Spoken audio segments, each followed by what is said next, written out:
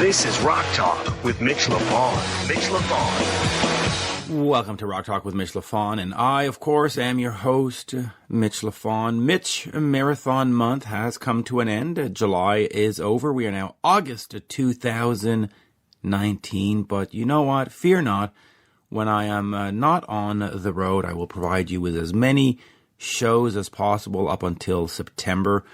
A lot of heavy Montreal interviews yet to go. I've got Dirty Honey. We've got Godsmack and a bunch of others. So we'll get to that. And since we last spoke, I've been to a bunch of shows, including the Osheaga Festival in Montreal. Always a good time. And I saw the Billy Idol and Bryan Adams debut show in Guilford, New Hampshire. First show of the tour.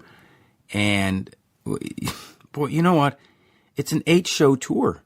That is not enough touring. This should be an 80-show tour. Now, the show did well in Guilford, but I'm telling you, if you bring that package up to Canada, for example, it's going to be doing 20,000 people a night. Anyway, what a great night. You look at the two set lists. You've got Billy Idol with, I'm just going to read you a few.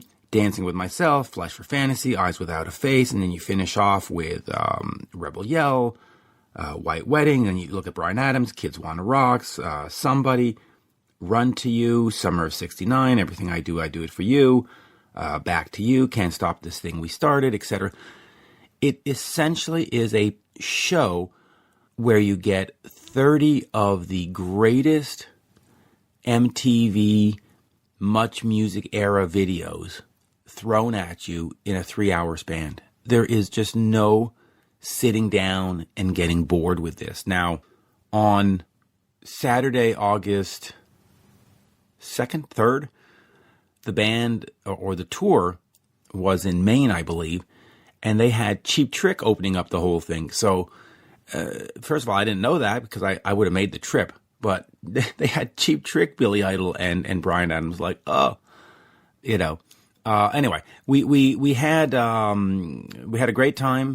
Went out and saw that, and I'm going to go see it again soon. And hopefully, the band and management will say, "Hey, you know what? Fans are digging this. Let's make this a 2020 tour." And speaking of 2020 tours, a lot of great rumors coming out. There's lots of talk about a Bon Jovi, Def Leppard stadium run in North America, which, if true, would definitely be the tour of 2020.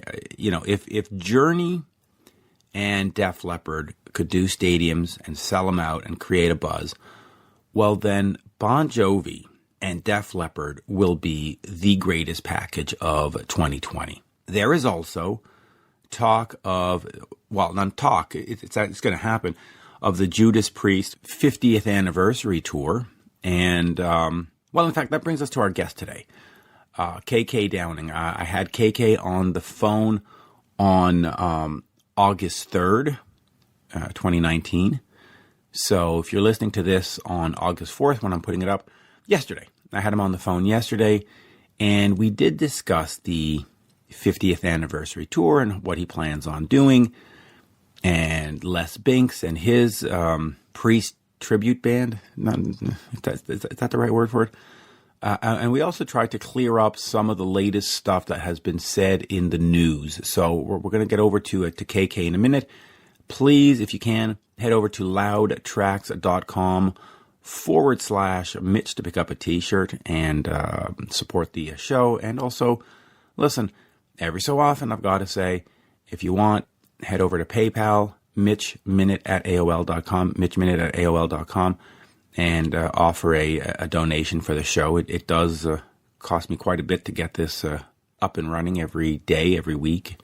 Anyway, enough about me. We're not here for that. We're here for KK Downing. So without further ado, here is the one, the only, Judas Priest guitarist, KK Downing. On 3, 2, 1, we are speaking with guitarist KK Downing. He will be appearing with Ross the Boss at Bloodstock 2019 on August 11th. Good day, KK. How are you? Hi, Mitch. Absolutely wonderful. Thank you very much. So talk to me a little bit about the appearance with Ross the Boss, and then we'll talk about some other stuff that's going on. But it'll be great to sort of get back on a major stage playing guitar, I can imagine. Well, I think that's exactly right. Really, it's been a while, so I'm just trying to think exactly what I'm going to say to the fans, apart from the obvious. Jesus, it's absolutely fantastic to be here. After so long, and with everyone, it's a great event. So yeah, I'm really psyched up for the whole thing. Well, talk to me just about that, because even today when I was going to phone you, you said, hey, you might need to phone this other number because I'll be practicing guitar and I might not hear you. Yeah. Right? So talk to me about that. When you walked away from Judas Priest, well, maybe I'm going to call it walked away, and then we'll see what the terminology is later. But did you just put down the guitar and say, the hell with all of this, I'm just going to go do this golf course, I'm just going to write this book? Or have you been playing consistently, creating music and thinking about, hey, maybe do I make a solo album? What's the guitar situation, for the lack of a better word? Yeah, well, like I said, I got involved with a couple of bands, did some solo appearances on a couple of albums, just playing some solos and stuff, and I think a couple of songs here and there, but just bits and pieces and things, but it had been a long run, really, 40 years, and and I guess that's what happens, really. Nothing lasts forever. Seemingly, it's pretty hard work. I mean, yeah, we were good. There was just lots of things obviously happening that I just wasn't buying into, really. That I just felt were absolutely not right. And when you feel that you have a voice and need to be heard, but that story's been pretty much covered. It's so hard to hold down a relationship. People think it's easy, the fans do, but it is a relationship. I mean, whatever it is, husband and wife, brother and sister. I do say that whatever it is, a working relationship is very, very similar. You have to spend an awful lot of time with people, and yeah, you kind of, you just feel that when you just need to have the respect that you deserve, and if you're not getting it, then, you have to, do something about it, really, and I did, but I always thought that there would be potentially an opportunity, at some point for me to rejoin, obviously, is what I thought. Obviously, I think myself and Glenn, we were both Scorpios. We were very headstrong, and something had to happen. But with the rest of the guys, we were very family-like and very good friends. Like I say, Ian, I went to school with, from the age of, we went from infant school together, But how it's ended up like this, I just don't really know, but it is what it is. But I think it's been so many years now, as I said before in the recent interview, if there is no choice, then, you have to take up whatever opportunities that you think you're going to enjoy. And this opportunity came along, really, to jump on a major stage with Ross. And I just think that it'll be good for me, hopefully good for the fans, and I'm very grateful to Ross for inviting me on as a special guest. Yeah, I think so. So okay. So let's talk about it. And I don't want to sort of rehash the entire story, but when Rob left, there was the same kind of pattern. There were interviews, and the band, Glenn and you and others said, "Hey, we've got Tim in. It's a fresh blood. It sounds great, and we wish Rob well." But eventually he comes back and you have that conversation. Why do you think it's different this time? Because if you look at it from a business standpoint, having more original members on a stage is better for everyone. It's better for the fans. It's better for promoters. It's better for guarantees for the band. Why do you think we're not having the same conversation as we're having when Rob decided to come back? Yeah, it's It's a good question. Like I say, Rob was welcome back after 14 years. And like I say, we didn't restrict Rob in any way. And I do say, in the same year that I left, at the end of that year, I mean, Robert had released 2 solo albums, studio albums, and did his own tour, including the Ozfest with the Halford Band. So, Rob was happy, Ian and Scott, everybody was okay, everybody was fine. But it's just, I don't know. I'm not on that side of the fence, so I can't really answer all the questions, but it is what it is. I thought that when, obviously myself and Glenn were the headstrong people, if anybody was going to rub antlers, it was us two, but I guess we were the driving force, really, and we were very successful at it. So it was a good thing for so long, but I say everything kind of reaches an end, and I think for that reason, I think when Glenn announced that he wasn't going to continue anymore, I thought that it would be an opportunity for me to step in if that was the mainstay of the predicament that was going on, and that's why I said that I was shocked and stunned that didn't happen. The rest of the guys didn't invite me, or at least let me know. I just want to clear that up. Lots of fans say, "Well, KK, why didn't you ask? Why didn't you pick the phone up to the guys?" But the first I heard, Glenn was replaced. I found out at the same time as everyone else did. Before it, I didn't have a clue. So that, that was the choice. That was the choice. I mean, I don't think anybody's asked Rob, Glenn, and Ian and the guys, why didn't you pick up the phone to KK, and get a pretty good answer, at least to see, kind of my response, either here or there, like I say, it wasn't, we weren't,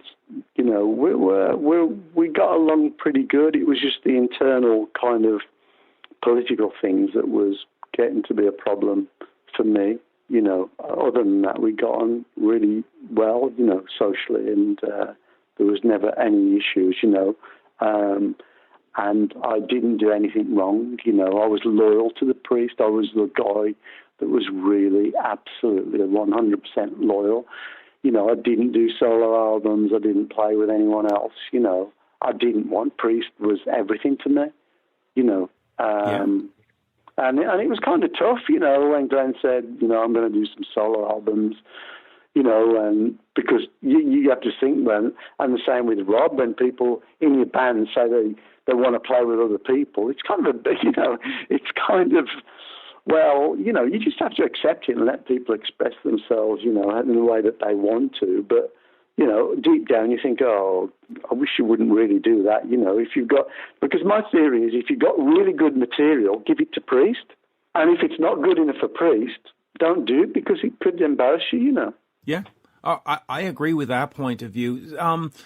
Let me ask you this. When Rob decides to come back, or let's look at the other side. If Rob hadn't come back, if the Priest had been as they are with you now, where they're saying, no, we're not going to have KK back, but if you had not invited Rob back, do you think Priest would still exist today?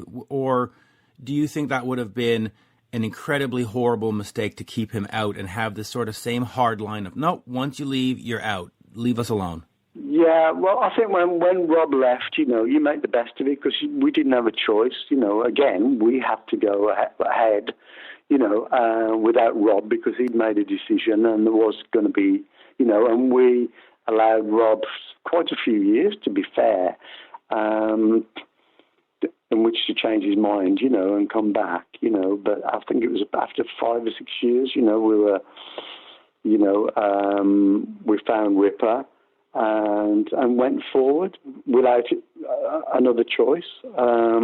So, but inevitably, I've got this theory that I do tell people, there is a voice that's synonymous with each band, isn't there? Mick Jagger, the Rolling Stones, Bruce Dickinson, Iron Maiden, with a couple of exceptions, to the rule, but Ian Gillan, Deep Purple, Freddie Mercury, Queen. It kind of goes on, and that's what the fans were kind of portraying to us, really, as great a singer as Ripper is, that obviously Rob is the voice of Judas Priest.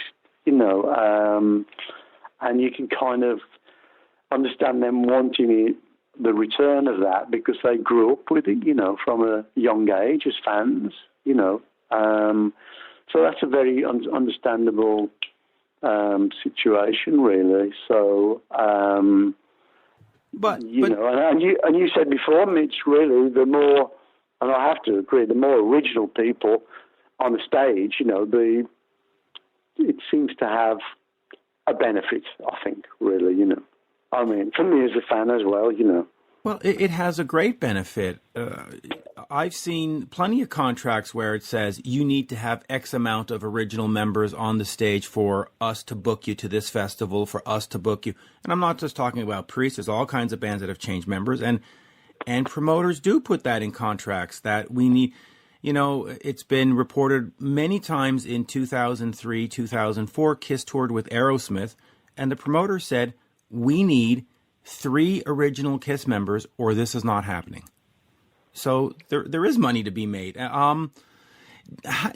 Heavy Duty Days and Nights, your book, how much of an effect do you think that has had on the current situation? Do you think if you had left Priest, gone and done the golf course and the other things you were doing and had not released a book, that they would have called and said, hey, it's time to come back? Do you think the book has put a stop to an invite? I think that by the time I did the book, I'd already resigned myself the way that I was being treated, by the band, business-wise,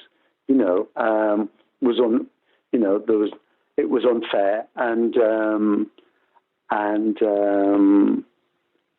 there's obviously, but I think that I'd already resigned myself to the fact that there was going to be no turning point, and I was in that direction that I felt pretty frustrated about the whole thing, how I was being treated, really, and still am. And I think that I was invited to do the book, and lots of people have done one, and I thought that, there was a lot of pressure on me because, not everyone had an insight as to how things like that could happen, where obviously the whole thing with Priest, was going back to the 60s, I was there, as a young kid, putting the whole thing together, and the fans have to realise that you don't just walk away from something like that. It's a massive part of you. Something is seriously not right, to do that. It's like to end any long-term relationship, it's something pretty critical that happens, and I felt that I was, I was levered, for want of a better word, levered in a direction, and that's kind of how it felt, really. I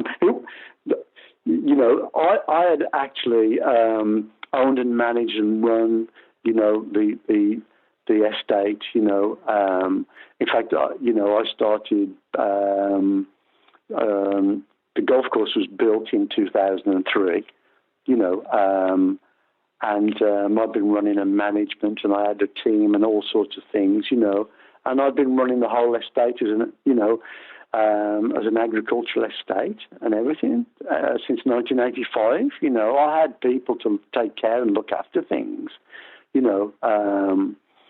but when things were getting less and less right in the band, then other options start to look, I think it's I thought as well, maybe it's my time to, maybe I'll go and play with other musicians, I mean, everybody's done it. It was frustrating, really. Like saying that last year, Rob had been touring around the States and everything with a Halford band. It starts to get, I just felt that I was pledging my allegiance, but, it wasn't 100%. Everybody else wasn't doing it 100%. Do you at this point regret having left? Do you look back and think, maybe I should have just gone to Maui for 3 months and gotten my head straight and then come back? And I'm not suggesting that your head needed to get straight, but you know what I mean. Do you think that maybe you should have just, gone to southern Italy for 6 months and then said, all right, boys, vacation over, let's get back to work, rather than walk away?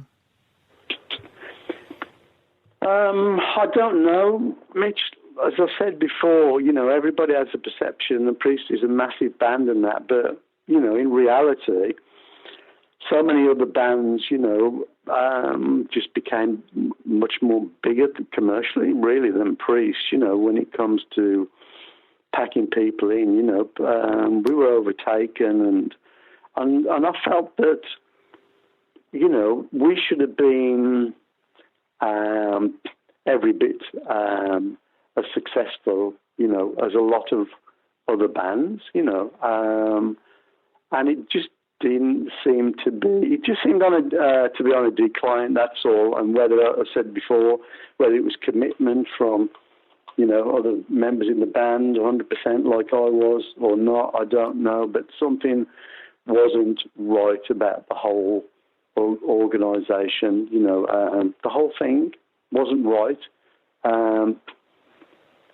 We just weren't doing what we were supposed to be doing, I think, in the way of being a successful band. I can agree with that. I mean, like on Monday, I'm seeing Iron Maiden at the Bell Centre in Montreal. It's sold out, 20,000 people.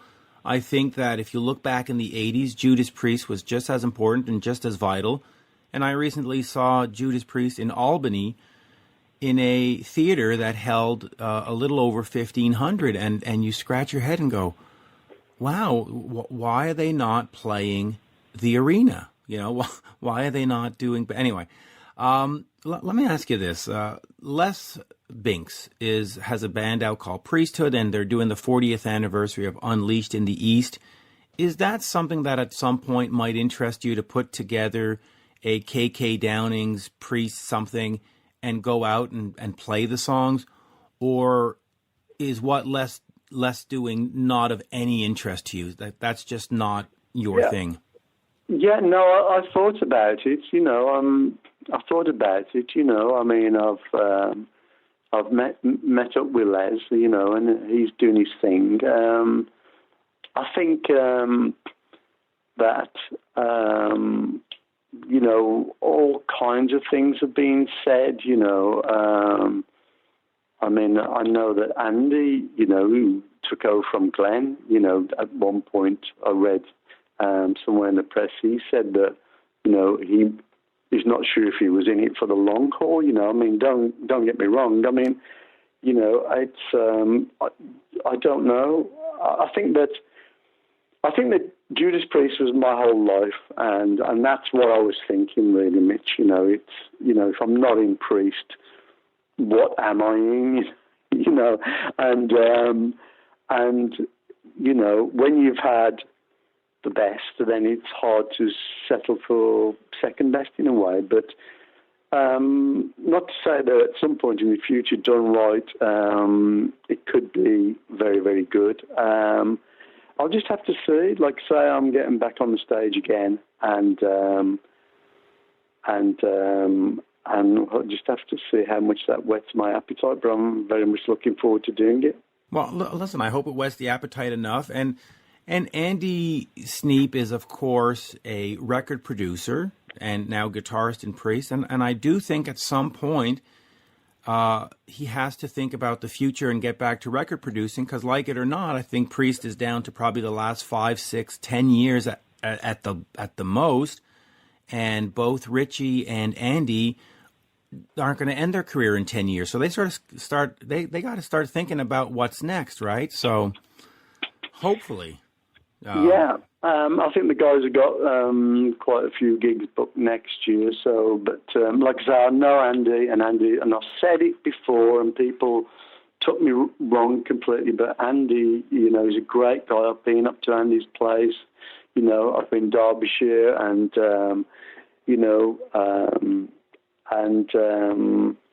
we get along great. And like I say, when it happened, you know, it did happen. So, you know, I was the first to wish him well, really. I wanted him to feel secure, you know, if that's what was going to happen.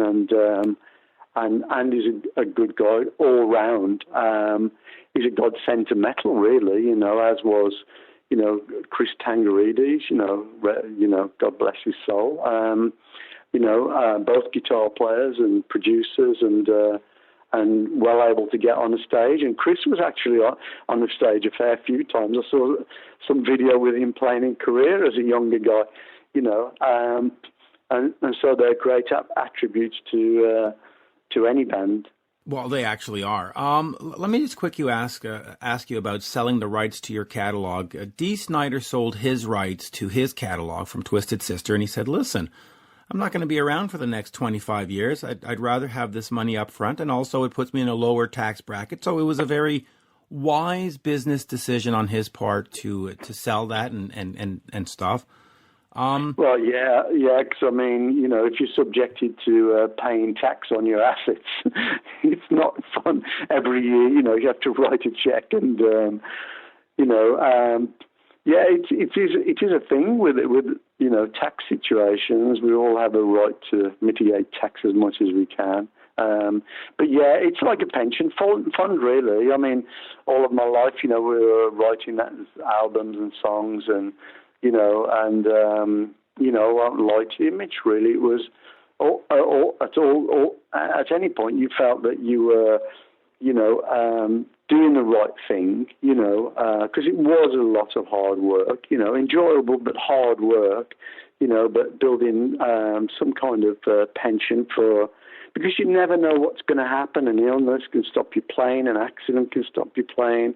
So you have to do a bit like a footballer, really, you know, a soccer player, or I suppose. You know, if you get injured, you get pensioned off. But yeah, there does come a time, really, when it makes sense to liquidate the money, really, as opposed to it sitting there and being subject to any tax liabilities. That makes a lot of sense. Yeah, and so it's a good business decision. Now, in the little press release, I guess, for the lack of a better word, you said that you wanted to move forward. And well, let me read this here. It says you said there's a huge difference between wanting to and having to move forward. But now that we're here, what is the moving forward for you? What is sort of the next step? What do the next 5 years look like? Well, I think one sense moving forward is not thinking that you might not have to move forward. You know, so if you actually recognize that one day that, you know, you need to stop thinking about what might happen, you know, because it might never happen. So you need to move forward from that train of thought is one way of moving forward. Other than that, it's, you know, for the first time in my life, jumping on the stage with other musicians since 1969. You know, since the very, very early days, playing with another entity as opposed to Judas Priest. So that is moving forward in another way, I guess. It is, and you know, since it started in 69, that puts us at 50 years. How do you celebrate 50 years of being a working musician? Well, that's a good question. I guess I guess the band will go out and do a celebratory 50-year anniversary tour. I guess that's the plan. So I'm going to have to probably, don't know, have a party somewhere with some friends. Who knows? But I'll think of some kind of way to celebrate my existence as a guitar player, songwriter for 50 years. Yeah. Got to have some fun somewhere when the witching hour comes around. Well, it will. Anyway, I know we've gone over it 100 times, but I'm still baffled as to why things are different for you as they were for Rob. I mean, that just, I saw fans online after this little press release came out, and they go, "Oh, boo-hoo, KK, you left. It's too bad." And it's like, well, yeah, but so did Rob. Like, why are you not giving him the same respect that it's mind-boggling to me. I think you should be there because forget band. Brand is what it's all about, and the brand is stronger when you've got more original members. And I know we've said that, but I think it needs to be reiterated that promoters love original guys. And, what are you going to do? Yeah. And fans, well, I have to say, as a fan, it's the more of the original band, I get that, but I do. But, so, I'd just like to say to, I mean, you said earlier on, the fans do have a misconception about various things. I mean, I read one thing where someone said on Blabbermouth, why does KK keep writing in and posting his shit, on Blabbermouth? The thing is, those guys never do interviews, right? They obviously selectively pick interviews and then create a headline, and sometimes they take what's said, and put it out of context a little bit, and it starts to have a different meaning. As I said before, if I say that seems like I don't have an alternative but to move on, that's different to saying I want to move on. It's saying that wanting to move on and not having a choice to move on, it's completely two separate things. So when you create a headline to the fans, that's what puts the guys on a bum steer. So I would say to all the fans, please, whatever you do, take the time out, as many of you obviously don't, to actually listen or read the original interview, to listen and make your own mind up as to how everything is said and in what context that everything is said. Is that good advice, Mitch? I think it is, really. That's great advice, and that's also why on this show I run the interviews in full. It's live to tape, and sometimes it's great, sometimes it's not great, but at least you hear me and the artist saying what they said. You don't get some sanitized version or some, tabloid version. You get it. Yeah, because when you have an interview from professional people like yourself, Mitch, I mean, we go back, away, and what I find out is actually sometimes the headline that's printed is nowhere near as interesting as a lot of things you might hear in the original interview anyway, and I'm sure that is the case. So I definitely would like to try and recommend that everyone please take the time out to log in and listen to the original interview, as I would as a fan, Yeah, I couldn't agree more. And first of all, I'll say, the sites that take my interviews, I thank them immensely because it's important for me to have my name out there. But at the same time, sometimes I look at the headlines and I go, wait a minute. There's 35 extra minutes of stuff that's a lot more interesting than that nugget you pulled out. Why are you pulling that one out? Let's get the real thing. And I guess we'll start wrapping up on this. Do you sense, because again we're talking about headlines and media, but do you sense that there has been an outward hostility towards you from the band members? I've interviewed a couple, and they're like, well, it's over with KK. Well, too bad. And there just seems, and I know that sometimes the headlines feed into that, but is that a real perception or is that a misconception? Yeah, from when I, walked out, then there's been a concerted effort to erase me completely.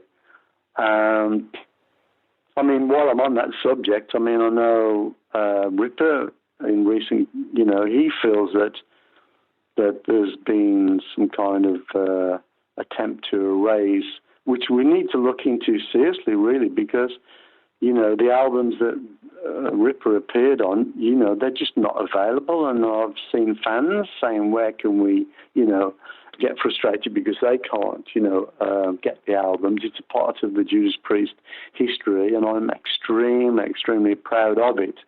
And it just seems to, have disappeared, and I'm not happy with that situation, but obviously I don't have any control.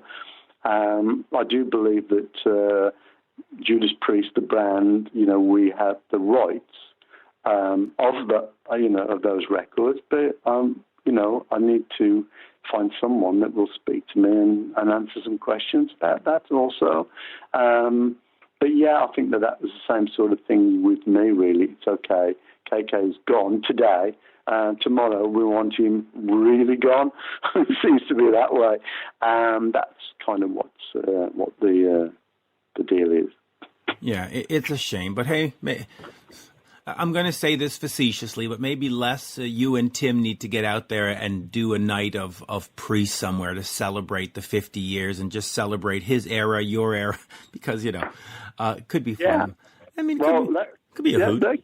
That could be fun. Like I say, I'm playing again pretty heavily now, so we'll rock on into the future.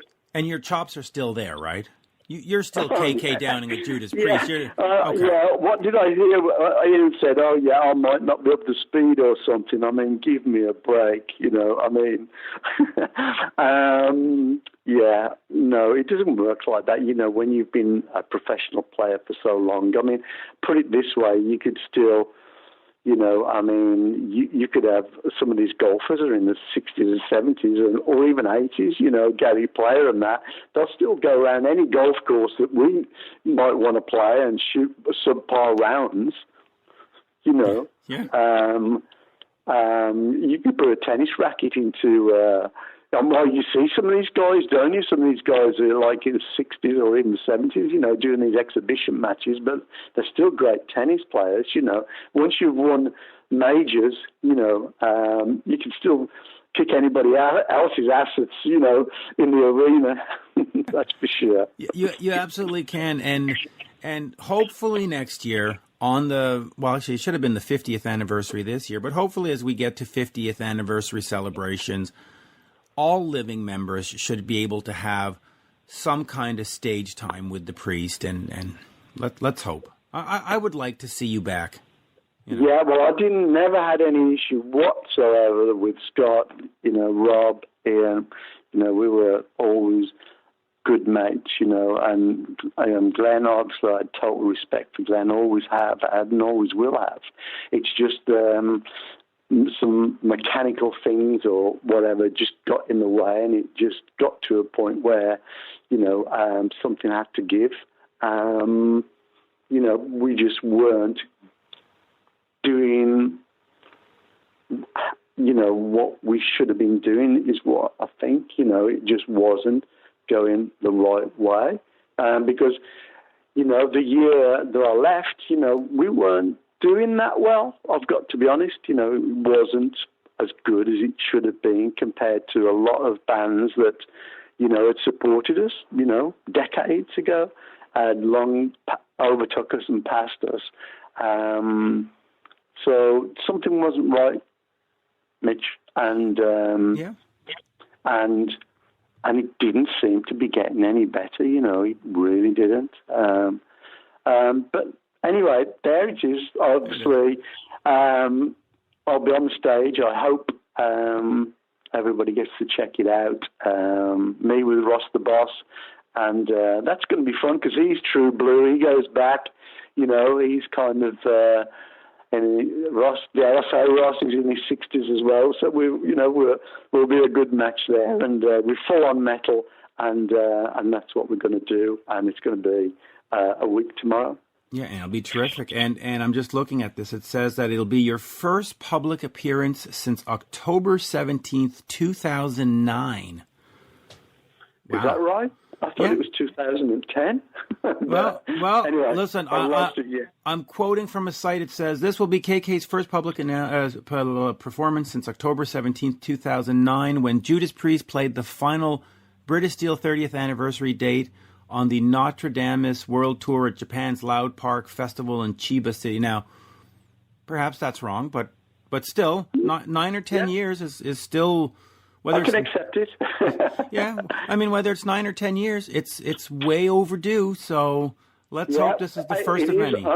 It is absolutely overdue, and I'm really looking forward to saying hello to all the rock and metal fans. And I say it's just 1 week away from today, so good things are happening. Yes, and as we say in Montreal, merci beaucoup. Thank you for this, and. Yeah, it'll run as is, and folks will hear exactly what we said, and hopefully clear some stuff up. And brand, man, brand is important, and let's get KK back in there because it'll make the brand stronger. Okay, Mitch, we'll see what happens in the future, but like I say, all the guys in the current band, they're all good guys, but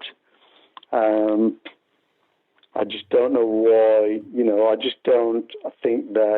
I don't know. I haven't heard the guys answer questions I would like to, and I haven't seen them or heard them being asked questions,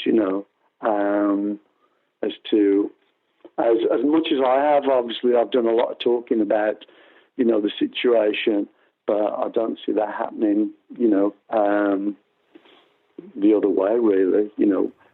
People say, why didn't KK call them? But did anybody ever ask those guys and get an answer, why didn't you call KK? Yeah. I've never heard it asked or responded to. It's really, it's silly. Anyway, and by the way, I'll just say clearly, I like every person in the band. I mean, I've met them all, and I have nothing against them. Just because I think KK should be there doesn't mean I hate anybody. I just want to be clear about that. Yeah. I think that they will understand that. I know that for a fact. I just know that sometimes fans, as a Kiss fan, I sometimes say, I would like to see Ace Frehley with the band right now. And people go, well, why do you hate Tommy Thayer? It's like, I don't hate Tommy Thayer. I just like to see Ace Frehley with Kiss. Is that so wrong? Anyway. Well, yeah, I mean, we toured with Kiss 77, 78 or something. Had a great time. Really, really enjoyed it. Got to play, 8 ball with Ace and, a couple of the guys. And I treasured memories, we have to say, that to me that was Kiss, but because everybody's got those treasured memories of seeing the band, that they know and love.